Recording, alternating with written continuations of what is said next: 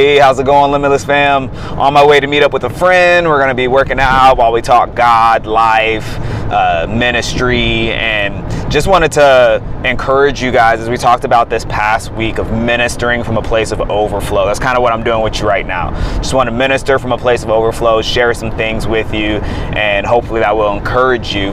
So when we talked about ministering from overflow, that's ministering from your own growth and relationship with God, what God is doing in your life, the things that you're reading. You're not reaching outside of yourself to find things for others, but you are ministering from a place of, your own study in the Word, your own time of prayer, ministering from a place of how you've been growing in relationship with God. And so that's my encouragement to you. I was actually talking with a group earlier, FCA group. You guys know what I'm talking about, FCA group over in Cuna, and they're middle school kids, and we're all talking, and we were talking about Acts and some of the early martyrs recently, and we got to talking about James and how he was one of the early martyrs, and that got me rabbit trailing a little bit and encouraging them in their social spaces, and their relationships. And so there's these different, social spaces that kind of change how we interact with one another, and they also speak towards levels of intimacy. And so you have your very intimate space, which is 1 to 3, 1 to 4 people, and you kind of see this with Jesus, James, John, and Peter.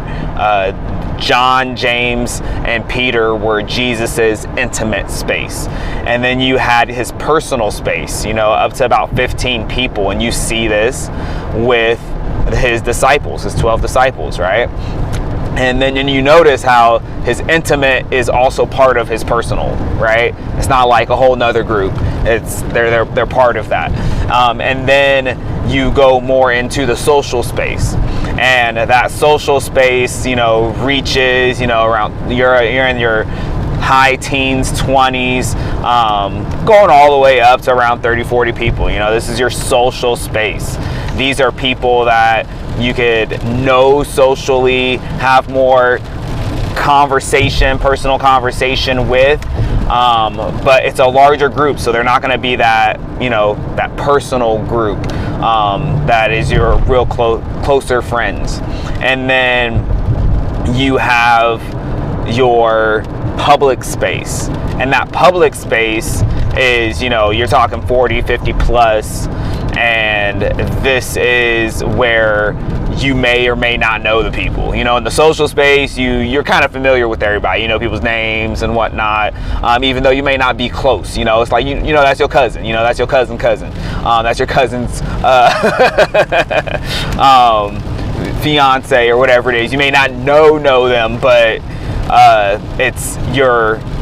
you have some familiarity with them. You know their name, maybe. Public space, you're around people you don't even know sometimes, right?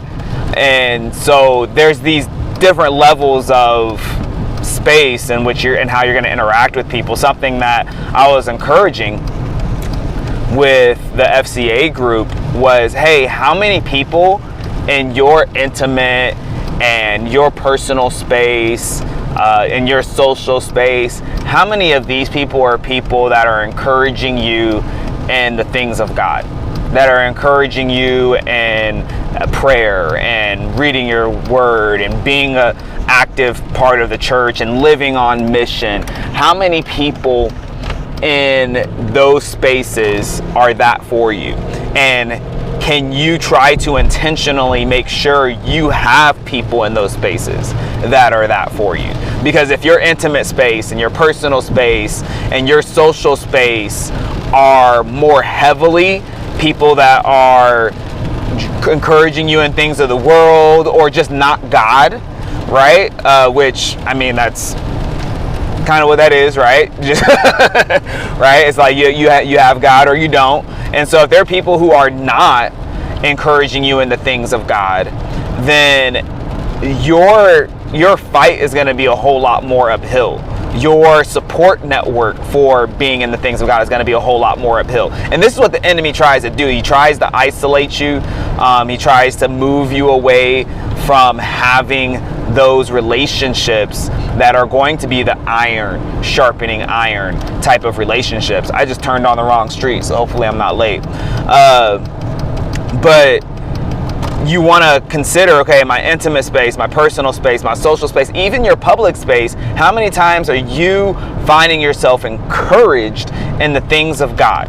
And so with this, it's interesting because there's one aspect of it, a whole other aspect that I didn't even bring up with them, which I'm likely going to, is how in society, especially nowadays, we get these spaces all mixed up. Some of us are sharing more intimate things and being more influenced by people in public space than we are by those in our intimate and personal space. And we see this, like, for example, with social media. People just be throwing all their intimate stuff out there on social media, right? And talking to everybody on social media like they close friends. And so they're treating a public space like they're personal and intimate. And then they're lacking sometimes, not everybody, I'm not saying it's about everybody, right? Because I know some people are going to try to come for me. But sometimes you'll see them lacking then in their intimate and personal relationships. And it's because they're going to the public space for what they should be developing in the intimate and personal space. And then so that intimate and personal relationship is actually becoming weaker, and it's not what it should be because they're treating the public space the way they should be treating that intimate and personal space. And we see this within people today, and maybe sometimes we make these mistakes. And so I just kind of want to encourage you in this, getting those spaces right, and encouraging you in who do you have in those spaces? How much godly influence, godly exhortation, godly encouragement are you seeing in those spaces, as Paul was talking about in Thessalonians chapter 2 this past week that we were reading, right? And so how much of that are you finding in your intimate public or your intimate personal and social and then public spaces? And can we raise that up? Can we be a factor that raises that up? Because especially in that intimate and personal space, we should be able to challenge each other, encourage each other, exhort each other, correct each other, right? In those spaces, that's where that should be happening for our relationships with God and how we are living for Him in this world, right? So again, kind of just on my way to a friend's place to work out, talk God, talk life and ministry, and be that for one another. And I wanted to encourage you guys in that. Know this upcoming week we're meeting at 12, right? And just like we did this past week, bring something in Overflow. Maybe a scripture that God's been encouraging you in, right? A psalm that we can pray together or worship together with. All right, and so we'll use that space at the beginning to pray, and if you have a psalm that you want us to pray together or worship with together, then go ahead and bring that to be part of that. All right, love you guys.